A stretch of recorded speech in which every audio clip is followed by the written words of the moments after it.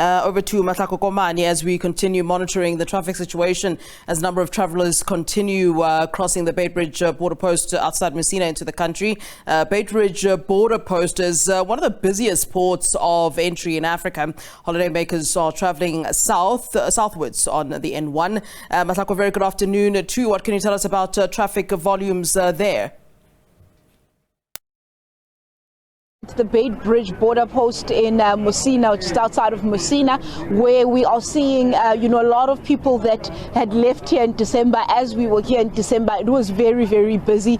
We had spoken to some of the travelers, people making those last minute travels to make their way into Zimbabwe. But this was not the only busy border post in the province, in Limpopo. We also saw at Holidaymakers, which leads into Botswana and into other parts of the country. I think into the other parts of the continent, which would be Zambia, and going forward, it was also busy there. I mean, there were reports of about 5 to 6 kilometers worth of lines there at Holidaymakers. But also here, I mean, when we were here the last time, I think this was on the 24th, there was about 5 or so kilometers of traffic. Border authorities saying that they were going to process everything was going to be done by Christmas. But we're back here in the new year. Obviously, schools opening on Wednesday. Inland schools are opening on Wednesday. There is that return to schooling, so a lot of people are coming back in, I suppose workers and so forth, and residents that are coming back in, going towards the various parts of the country, making their way. But what I have noticed in terms of that congestion of traffic as we were driving here towards Musina was that it wasn't as busy, because previously you could even see at the various toll gates that there is, that shows you what's happening, where you're going or where you're coming from. Right now, we didn't see quite a lot of that. It was a bit busy, but not so much. But I suppose as people return at different times, not everybody's chasing the same date of Christmas or New Year's Eve. But let me bring in Dr. Mike Masiapaton. He is the Commissioner for the Border Authority Management for Home Affairs, and he's just going to tell us how many people have they managed to deport, in terms of the people that they've processed coming through this particular border post. What is it that they're seeing? What are the numbers telling us? Dr. Masiapaton, thank you so much for talking to us. We're back here again. What is it looking like? I do see a little bit of cars and some people, pedestrians. What's happening here? How many numbers have you managed to move in terms of people coming back into the country?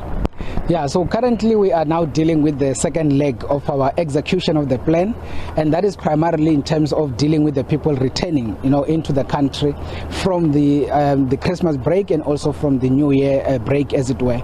So now we are processing an average of around 20,000 people into the country, and on that basis, from the 1st of from the 1st of Jan, because it has been more in a staggered approach, we have at least processed around 90,000 people that had managed to come through into the country.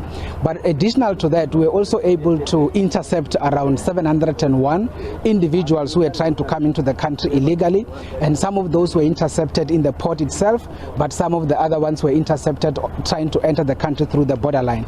So after those people being intercepted, we had to bring them into the port for them to be processed with their fingerprints taken, and all of those people had to be then deported back into the country, in this instance being Zimbabwe.